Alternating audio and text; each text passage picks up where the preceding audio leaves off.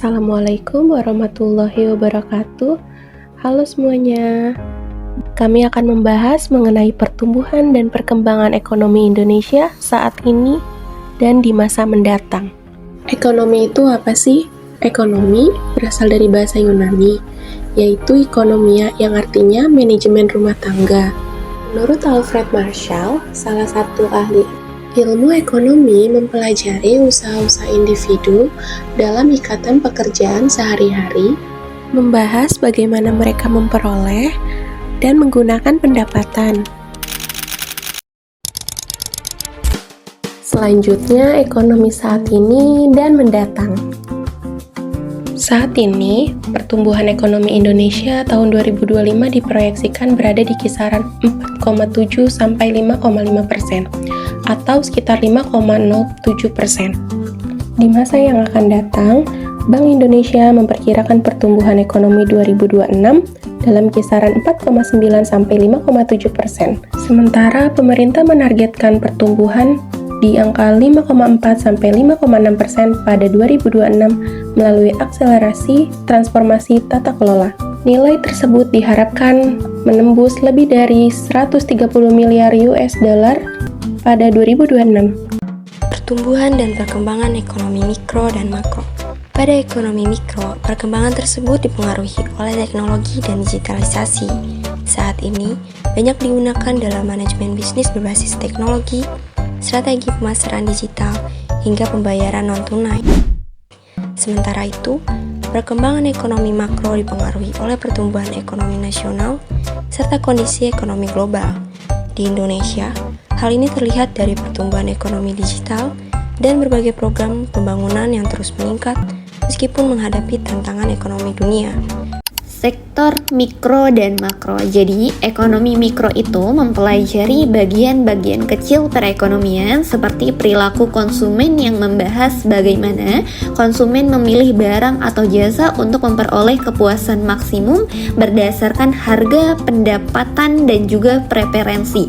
Berbeda dengan ekonomi mikro, ekonomi makro mempelajari perekonomian secara keseluruhan dalam skala besar atau nasional.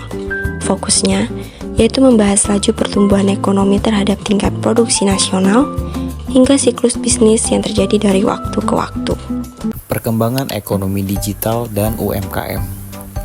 Lebih dari 24 juta UMKM sudah go digital dan 215 juta masyarakat aktif menggunakan internet. Perubahan nyata terjadi pergeseran besar dari transaksi konvensional ke sistem digital.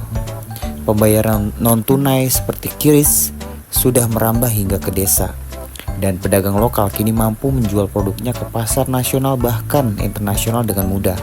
Bukan hanya uang yang bertambah, tapi cara berbisnis dan bertransaksi berubah total menjadi lebih modern, cepat, dan inklusif bagi semua kalangan. Hilirisasi industri dan nilai tambah ekspor, dari bahan mentah menuju kekuatan manufaktur global. Contoh lain dari perkembangan dan pertumbuhan ekonomi dalam kondisi saat ini dapat dilihat seperti kebijakan hilirisasi nikel dan bahan tambang lainnya telah meningkatkan nilai tambah produk ekspor Indonesia secara signifikan. Pemerintah memproyeksikan hilirisasi sebagai mesin utama untuk mencapai target pertumbuhan ekonomi tinggi di masa depan. Hal ini membawa dampak positif seperti Indonesia beralih dari pengekspor bahan mentah menjadi pengekspor barang setengah jadi atau barang jadi, seperti besi, baja, dan komponen baterai.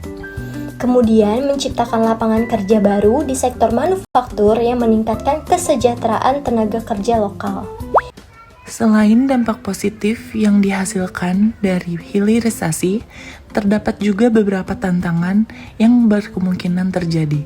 Misalnya, kesiapan teknologi infrastruktur dan kualitas sumber daya manusia, di mana hilirisasi membutuhkan teknologi tinggi dan infrastruktur energi yang besar, sehingga ketergantungan pada teknologi asing dapat menjadi kendala, serta kesiapan kualitas sumber daya manusia yang harus memiliki keahlian dalam industri manufaktur modern. Walaupun data menunjukkan tren yang baik, tetapi tetap terdapat permasalahan bagi UMKM. Salah satunya adalah kesenjangan kesiapan infrastruktur karena belum semua masyarakat pengguna internet memiliki pemahaman mengenai dompet digital atau rekening bank untuk melakukan transaksi. Adapun pemecahan masalah dari tantangan tersebut adalah salah satunya dengan kampanye keamanan dan permudah pendaftaran dengan mendorong penggunaan alat atau aplikasi yang mengeluarkan suara saat transaksi berhasil untuk menghindari penipuan serta membangun kepercayaan.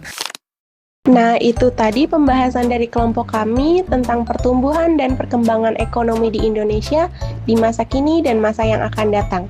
Kalau teman-teman punya pertanyaan atau tanggapan, boleh banget tulis di kolom komentar ya. Jangan lupa buat like dan share kalau video ini bermanfaat. Terima kasih.